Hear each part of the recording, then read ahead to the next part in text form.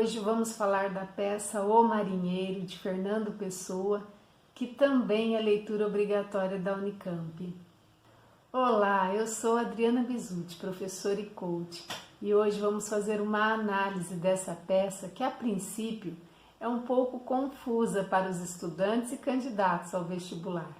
E se você está gostando deste trabalho que eu estou desenvolvendo aqui, não se esqueça de dar seu like e se inscrever no canal, que é uma forma de retribuir e mostrar que eu estou no caminho. A peça foi escrita em 1913 e publicada pela primeira vez em 1915 na revista Orfeu, inserida no primeiro modernismo português.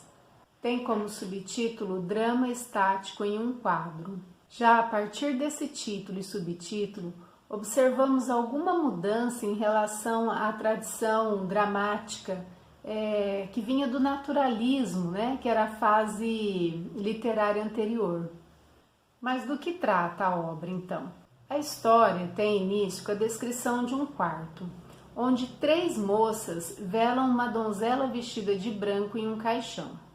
O quarto é circular, o caixão está ao centro.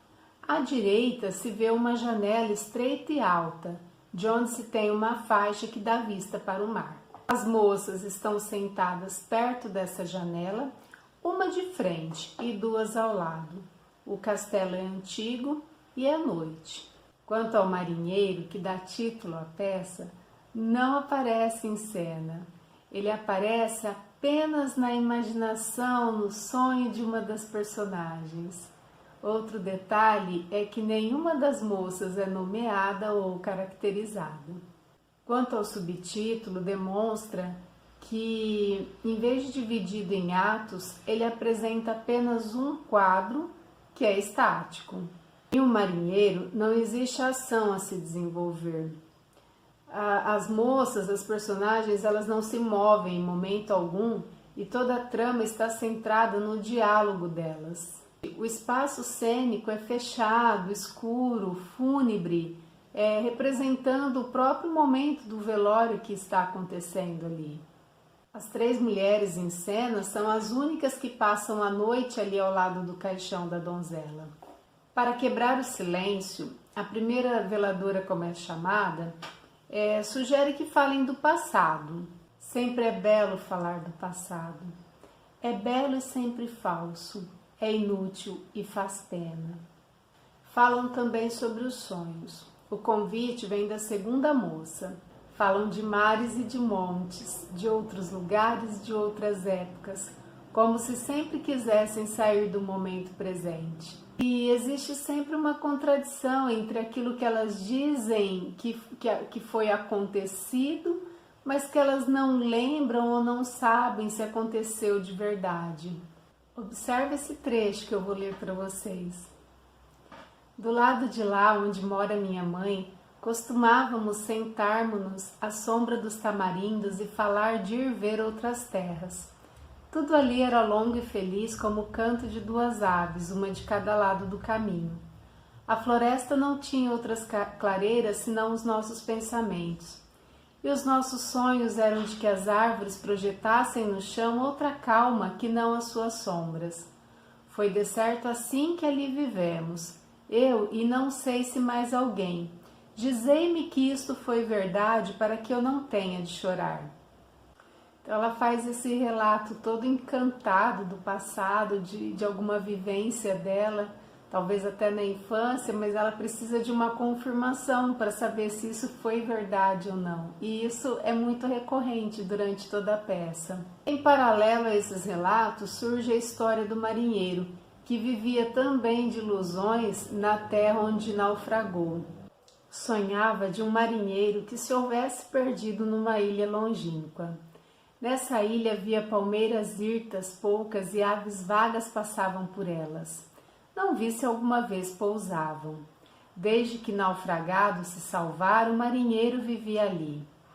Como ele não tinha meio de voltar à pátria e cada vez que se lembrava dela sofria, pôs-se a sonhar uma pátria que nunca tivesse tido, pôs-se a fazer ter sido sua uma outra pátria, uma outra espécie de país com outras espécies de paisagens e outra gente, outro feitio de passarem pelas ruas e de se debruçarem das janelas. Cada hora ele construía em sonho esta falsa pátria e ele nunca deixava de sonhar. De dia, a sombra curta das grandes palmeiras que se recortava orlada de bicos no chão areento e quente. De noite, estendido na praia de costas e não reparando nas estrelas. Esses aspectos do sonho, da imaginação, de coisas que são falsas, lembra muito assim a ideia de criação literária, do autor sonhando as histórias, inventando, criando, imaginando, enfim. Então essa é a impressão que me traz, todo esse relato dessas moças, essa história aí do marinheiro. Mas há aspectos que confirmam essa hipótese, digamos assim. Elas falam da linguagem das sereias, que é a coisa da ilusão, né?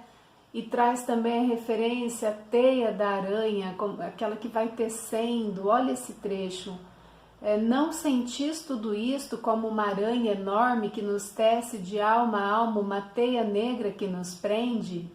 Então isso demonstra essa falta de autonomia que elas têm no que elas vão falar ou no que elas vão fazer, como se tivesse alguém ali por trás tramando toda essa fala, tramando os gestos e esses sonhos todos. E isso se evidencia ainda mais quando uma delas pergunta: quem é a quinta pessoa neste quarto que estende o braço e nos interrompe sempre que vamos assentir?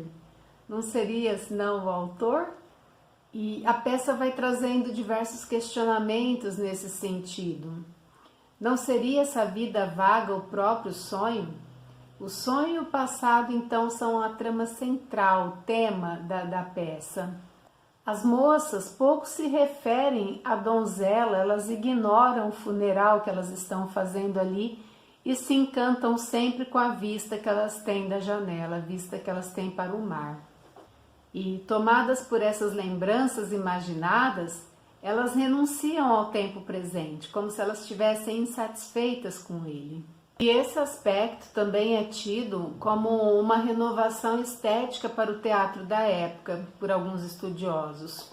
Depois que a história do marinheiro é contada, as três veladoras se envolvem profundamente com ela.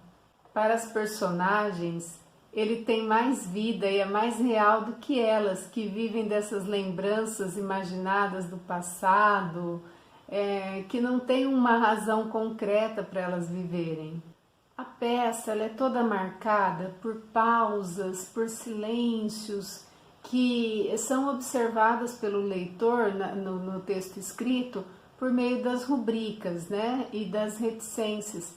E toda essa característica leva a um diálogo que vai aprofundando a voz das três, que no fim se torna quase como que uma única voz, toda representativa dessa angústia que elas sentem pelo tempo presente que elas vivenciam ali. Essa linguagem do monólogo não tem a finalidade de comunicar, mas na peça tem a função de expressar o sentimento, a manifestação psíquica dessas personagens, levando o texto mais para o lírico do que para o dramático.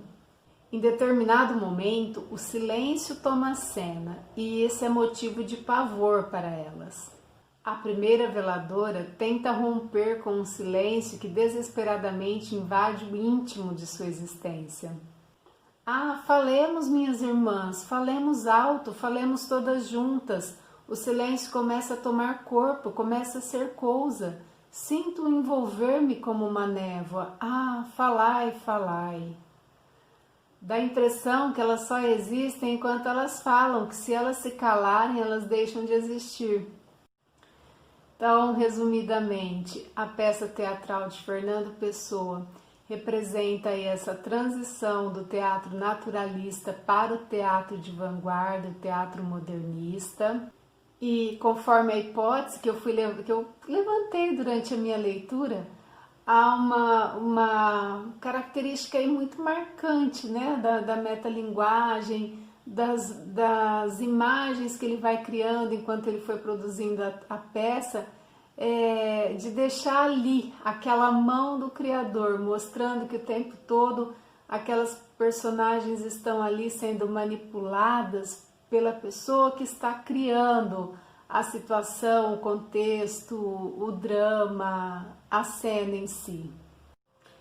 E se essa análise foi útil para você, eu fico feliz e te peço mais uma vez, não esqueça de dar seu like, se inscreva no canal, que eu tenho bastante novidades aí para as próximas semanas, vou estar sempre trazendo essas obras da literatura e compartilhe com seus amigos e até a próxima!